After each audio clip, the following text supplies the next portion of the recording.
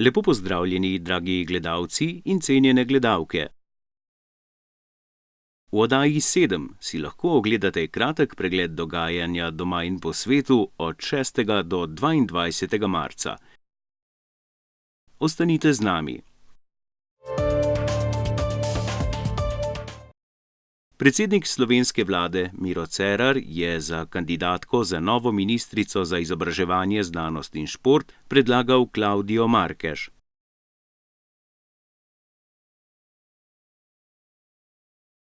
Poslanka SMC-ja je bila direktorica na Ljudski univerzi Ptuj in je članica parlamentarnega odbora za izobraževanje, znanost, šport in mladino ter odbora za notranje zadeve, javno upravo in lokalno samoupravo.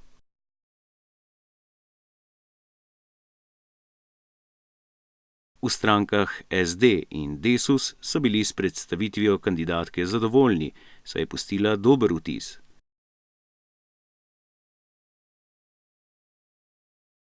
V ponedeljek jo je zaslišal matični odbor državnega zbora, ki bo o njenem imenovanju odločal na redni seji.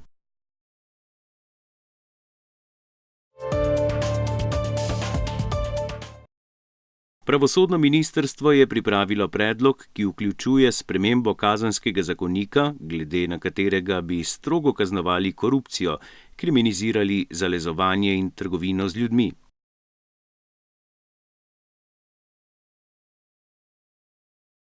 Doslej za zalezovanje ni bilo ustreznega pravnega sredstva za pregon, zato bo to početje postalo kaznivo dejanje in ob grožnjah bo ukrepala policija sama, ne več žrtev.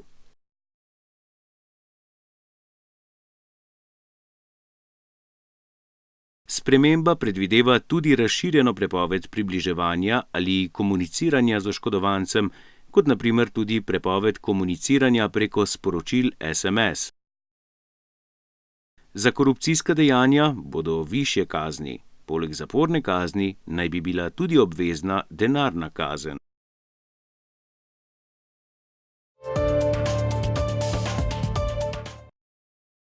Ustavno sodišče je začelo vsebinsko obravnavo ustavnih pritožb v zadevi Patria.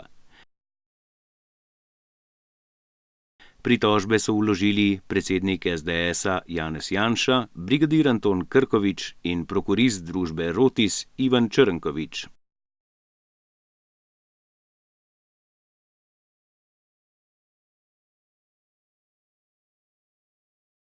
Obsojeni so bili zaradi kaznivih dejanj, povezanih z dajanjem in sprejemanjem daril za nezakonito posredovanje v postopku izbora in nakupa finskih oklepnikov Patria.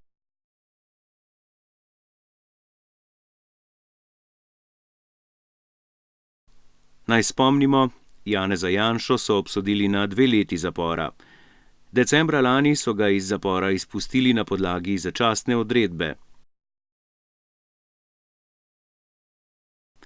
Antona Krkoviča in Ivana Črnkoviča pa so obsodili na 22 mesecev zaporne kazni. Vsi so morali plačati denarno kazen v višini 37.000 evrov. Odločitev o pritožbah naj bi bila sprejeta konec aprila. Vse 3 pritožbe pa bodo obravnavali hkrati.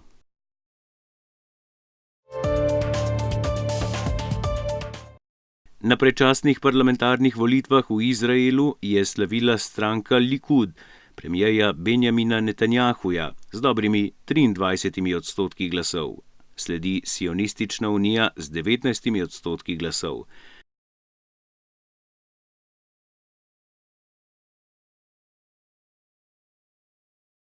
Na 3. mesto se je uvrstila koalicija arabskih strank Ajmana Odeha, združena lista, v kateri so napovedali, da želijo biti v opoziciji. Volilna udeležba je bila več kot 71%. Netanjahu začenja svoj 4. mandat na čelu vlade.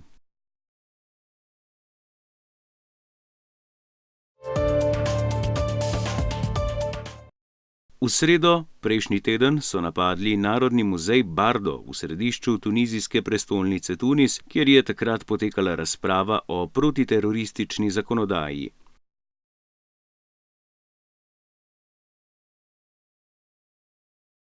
V tem napadu je umrlo 23 ljudi, od tega 20 tujih turistov iz Poljske, Italije, Španije, Francije in Južnoafriške republike, ter oba napadalca, ki so ju ubile varnostne sile.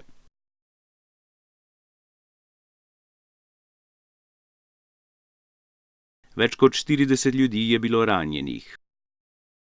Odgovornost za ta napad je prevzela skrajna sunitska skupina Islamska država. Napadalca sta se urila v Libiji. V napadu je sodelovala tudi tretja oseba, ki je še na begu.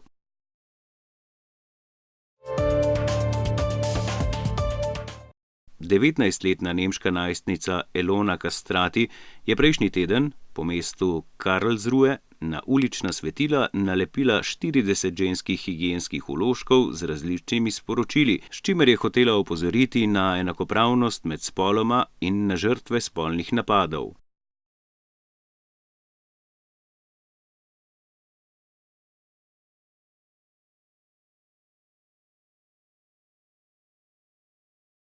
Fotografijo je objavila na družbenem omrežju Tumblr in v enem dnevu jo je najprej poslalo več kot 100 tisoč uporabnikov. S tem je sprožila svetovno gibanje, s katerim hoče opozoriti, da feminizem pomeni enakopravnost z moškimi in ne sovražnosti do njih.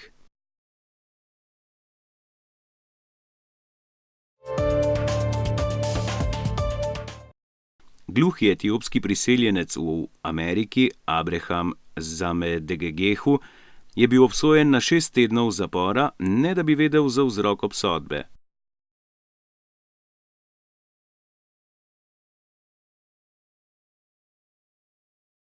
Čeprav je zaprosil za tolmača, mu ga niso dodelili.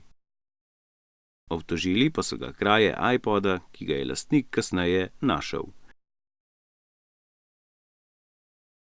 V zaporu so mu ponudili komuniciranje s pomočjo tekstovnega besedila, a ker ni razumel, so brez njegovega soglasja na njem opravili zdravstvene postopke.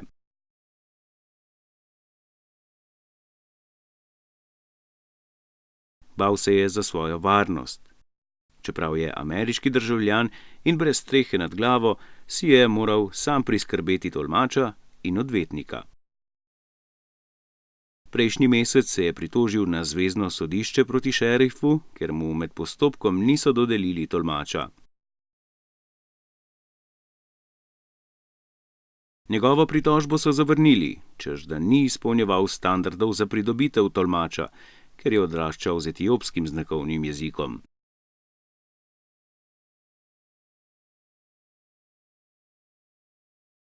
V Ameriki se je naučil ameriškega znakovnega jezika, nikoli pa se ni naučil pisanja v angleščini. To je bilo za danes vse. Hvala za pozornost in se vidimo ponovno čez en teden. Nasvidenje.